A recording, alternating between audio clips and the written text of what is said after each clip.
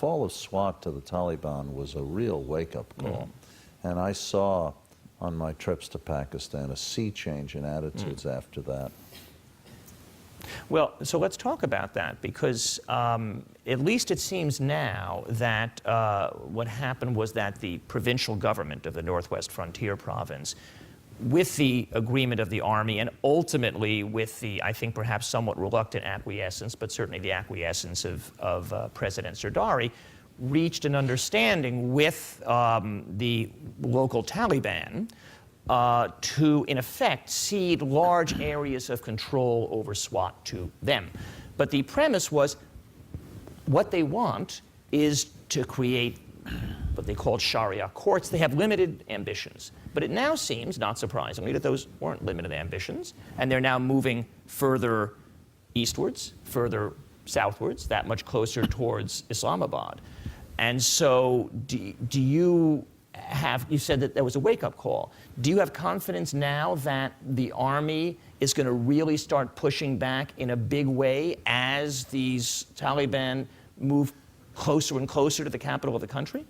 I'm so sorry we don't have a map here, because I know that for so many of you this is hard to follow, but I'll try to answer Jim's question with a hand map, which I'll do from your side. If Pakistan is a sort of a country like this, a sliver down the middle, here is Afghanistan from your side, over here, and here's India. And in the right between India and Pakistan is the disputed territory of Kashmir. The area Jim's talking about is right on the is not the tribal areas up against the Afghan border, the famous tribal areas, which, by the way, is where Rudyard Kipling's greatest books were set. Kim, for example, is set in the tribal areas. Winston Churchill wrote his first book about combat in Malakand. If you read the New York Times these days, you'll see the same place names Churchill wrote about. But that's not what Jim's talking about. He's talking about an area closer to the capital called Swat. And that area was taken by the Taliban without much of a fight.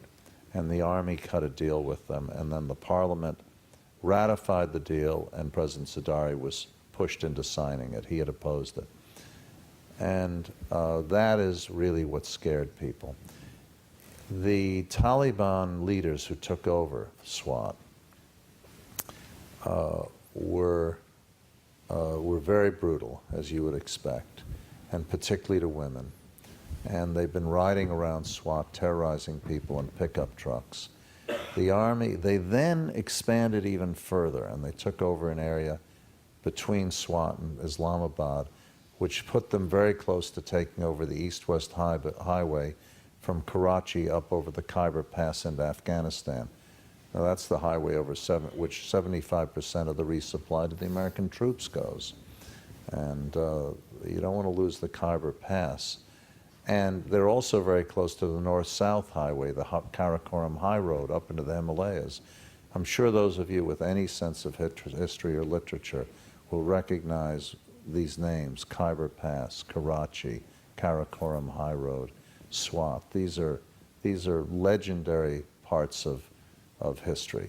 So that's when the panic kind of set in. People really got agitated. The Army then started moving back in 3 or 4 days ago, and they retook this area below Swat called Bunair. They took it back. So they now have actual control of Bunair. They've retaken. Okay. Well, I don't know if they have control of all of it. We don't have any Americans in there. But only Americans will go in there are very brave journalists. There are no official Americans in there. And aerial observation doesn't tell you everything that's happened. But the refugees, they've caused some refugees, unfortunately. We set aside money for refugees as soon as this happened a few weeks ago, because we knew there'd be refugees. The military is going to retake Swat, they say, but it comes back to the earlier problem. If you have only 120,000 troops and you've got this entire area, how are you going to deal with it?